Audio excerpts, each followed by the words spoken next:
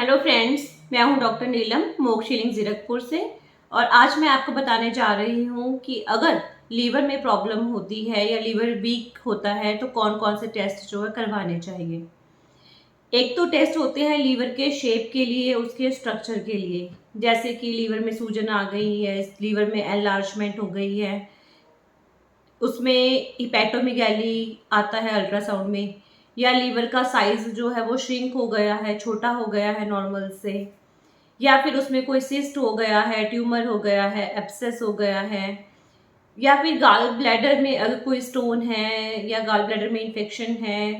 क्योंकि जो लीवर होता है उसके पीछे गाल ब्लैडर प्रेजेंट होता है, लीवर बाइल बनाता है, वो जाकर गाल ब्लैडर में स्टोर हो जाता है।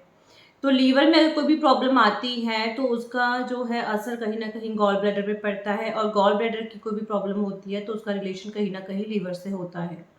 तो गॉल ब्लैडर से रिलेटेड कोई भी सिस्ट है, ट्यूमर है, स्टोन है, या लीवर से रिलेटेड कोई भी प्रॉब्लम है स्ट्रक्चर और शेप को लेकर, तो वो अल्ट्रासाउंड में क्लियर होती है। फिर अल्ट्रासाउंड में अगर कोई भी प्रॉब्लम आती है तो उसके लिए फर्दर डॉक्टर को लगता है तो सीटी स्कैन, एमआरआई या इलास्टोग्राफी या फाइब्रो स्कैन करवाया जाता है। अब ये तो हो गया सिर्फ लीवर के शेप और स्ट्रक्चर के बारे में कि उसके शेप में कोई दिक्कत आती है। अब इसकी वजह से लीवर के फंक्शन पर कितना असर आया है, उसके काम पर कितना असर आया है, उसको देखने के लिए लीवर फंक्शन टेस्ट करवाया जाता है, जिसको LFT बोलते हैं, जो कि ब्लड सैंपल से होता है। बहुत कॉमन टेस्ट है, आम आप नॉर्मल कहीं भी करवा सकते हो। LFT में लीवर फंक्शन टेस्ट में ब्लड का सैंपल लिया जाता है, उसमें देखा जाता है टोटल बिलीरुबिन, जिसको आम भाषा में पीलिया बोल देते हैं, जॉन्डिस बोल देते हैं अगर ये इंक्रीज हो तो। टोटल बिलीरुबिन के अलावा अनकंजुकेटेड और कंजुकेटेड बिलीरुबिन होता है। एक्चुअली अनकंजुकेटेड तब बनता है जब हमारे बॉडी में जो ब्लड सेल्स होते हैं, लाल खून के सेल होते हैं, जब वह टूटते हैं तो उसमें से हीमोग्लोबिन निकलता है, उसमें से बिलीरुबिन निकलता है। ये बिलीरुबिन जो है लीवर में आता है, लीवर इसको अटैच करता है, कंजुकेट करता है, ठीक है, जिसकी वजह से ये जो है वाटर सॉल्युबल हो जाता है और लीवर इसको बाइल में रिलीज कर देता है। फिर बाइल जो है वो गॉल ब्लैडर में स्टोर होता है और डाइजेशन में हेल्प करता है स्मॉल इंटेस्टाइन में जाकर, ठीक है। तो इस बिलीरुबिन के लेवल को देखकर पता चलता है कि लीवर के फंक्शन पर कितना असर आया है। क्योंकि अगर लीवर के सेल्स डैमेज होते हैं तो लीवर के सेल्स के बीच में बाइल डक्ट्स प्रेजेंट होती हैं, उनमें ऑब्स्ट्रक्शन होती है, तो ब्लड लेवल में जो है बिलीरुबिन इंक्रीज हो जाता है, या फिर गाल ब्लैडर से रिलेटेड प्रॉब्लम्स होती हैं तो। इसके अलावा होता है SGOT, SGPT, जिसको ALT या AST भी कहा जाता है। ये होता है लीवर के एंजाइम्स। जब लीवर के सेल्स डैमेज होते हैं, लीवर के सेल्स डिस्ट्रॉय होते हैं, तो ये एंजाइम्स ब्लड में आ जाते हैं।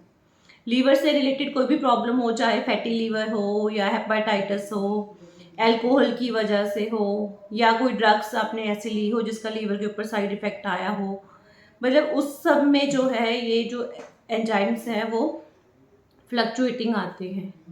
इसके अलावा होता है ALP और GGT, एल्कलाइन फॉस्फेट होता है। ये जो हमारी जो बाइल डक्ट्स होती हैं, बिलियरी ट्रैक्ट होता है, उसके सेल्स में ये प्रेजेंट होता है। अगर बाइल डक्ट में जो बाइल होता है, जो पित्त होता है, लीवर सेल्स इसको बनाते हैं, तो ये छोटी छोटी छोटी छोटी नलिकाओं के थ्रू, डक्ट्स के थ्रू एक बड़ी डक्ट में इकट्ठा होता है। फिर ये जो है लेफ्ट राइट जो डक्ट्स होती हैं वो फिर एक कॉमन बाइल हेपेटिक डक्ट बनाती हैं, ठीक है। मतलब अगर इन डक्ट्स में कहीं भी प्रॉब्लम हो तो फिर जो है एल्कलाइन फॉस्फेट और ALP और GGT जो है वो बढ़ा हुआ आता है, ठीक है। इसके अलावा लीवर जो है बॉडी में बहुत सारे प्रोटीन्स का निर्माण करता है, सिंथेसिस करता है, प्रोडक्शन करता है, मैन्युफैक्चरिंग करता है ना। मतलब कि 100 से ज़्यादा प्रोटीन्स बनाता है, हेपेटोकाइन्स बनाता है, बहुत सारे एंजाइम्स बनाता है। तो इसमें से सबसे ज़्यादा कॉमनली टेस्ट किया जाता है वो होता है एक तो टोटल प्रोटीन, ठीक है, कि लीवर जो है कितनी प्रोटीन्स की मैन्युफैक्चरिंग जो कर रहा है। तो इसमें सबसे कॉमन होता है सीरम एल्ब्यूमिन। एल्ब्यूमिन जो है वो ब्लड में प्रेजेंट होता है, जितने भी हार्मोन्स हैं, ड्रग्स हैं, ये सारी जो है एल्ब्यूमिन से अटैच होकर ही ब्लड में सर्कुलेट होती हैं। बिलीरुबिन भी एल्ब्यूमिन से अटैच होकर ही लीवर तक पहुंचता है, ठीक है। तो जब भी लीवर के फंक्शन में डिस्टरबेंस होगी तो सीरम एल्ब्यूमिन का लेवल जो है वो नॉर्मल से कम होता है। ठीक है। और इसके अलावा जो लीवर है, जो क्लॉटिंग मतलब खून को जमता है, जैसे खून में कट, हमारे स्किन में कोई कट लगा और वहाँ से ब्लीडिंग हुई, तो ब्लीडिंग थोड़ी देर के बाद आप देखो क्लॉट बन जाता है, वहाँ पे सूखा सूखा ब्लड लगता है ना, तो क्लॉट बन जाता है। तो वो जो प्रोटीन होता है जो ब्लड की क्लॉटिंग में हेल्प करता है, वो भी लीवर बनाता है। तो इसीलिए पीटी टेस्ट आपने देखा होगा, प्रोथ्रोम्बिन टाइम टेस्ट जो है वो करवाया जाता है। अगर लीवर जो है इसकी प्रॉपर मैन्युफैक्चरिंग नहीं करता है, प्रोथ्रोम्बिन जो प्रोटीन है, तो इसकी वजह से जो पीटी टाइम है वो इंक्रीज हो जाएगा। मतलब नॉर्मली अगर ब्लड जितने टाइम पे क्लॉट होना चाहिए उसकी जगह वो एक्स्ट्रा टाइम लेगा, क्योंकि वो जो प्रोटीन हेल्प करता है क्लॉटिंग में वो लीवर मैन्युफैक्चर ही नहीं कर रहा। इसके अलावा इसके साथ में विटामिन के का टेस्ट भी किया जाता है जब ये टेस्ट करवाया जाता है, क्योंकि विटामिन के की डेफिशिएंसी की वजह से भी जो है ब्लीडिंग डिसऑर्डर्स होते हैं। आपने देखा होगा कुछ मेडिसिन्स हैं जो ब्लड थिनर के लिए यूज़ की जाती है, तो उसके लिए पीटी, प्रोथ्रोम्बिन टाइम टेस्ट और जो INR टेस्ट होता है उसको टेस्ट किया जाता है ब्लीडिंग के लिए। लेकिन INR अगर फ्लक्चुएटिंग है तो इसका मतलब ये नहीं कि ब्लीडिंग मतलब पेशेंट में होगी, क्योंकि एक फैक्टर होता है जो ब्लीडिंग करता है और दूसरा फैक्टर होता है जो ब्लीडिंग को रोकता है। तो जब दोनों का टेस्ट किया जाता है तो ही जो है पता चलता है कि इस पेशेंट में ब्लीडिंग होगी या नहीं होगी, क्योंकि दोनों फैक्टर्स का बैलेंस होना ज़रूरी होता है। इसके अलावा अगर ज़्यादा लीवर में डैमेज है तो LDH करवाया जाता है, लैक्टेट डिहाइड्रोजिनेस, या फिर अगर लीवर में कैंसर के चांसेस लगते हैं तो फिर अल्फा फिटोप्रोटीन करवाया जाता है, जो कि ब्लड से ही होता है। इसके अलावा जैसे हेपेटाइटिस हैं, सारे हेपेटाइटिस में सेम से लक्षण होते हैं, तो डिफ्रेंशिएट करने के लिए कि जो हेपेटाइटिस है वो किस वायरस की वजह से हुआ है, तो वायरस के एंटीजेंस और एंटीबॉडीज़ को टेस्ट किया जाता है।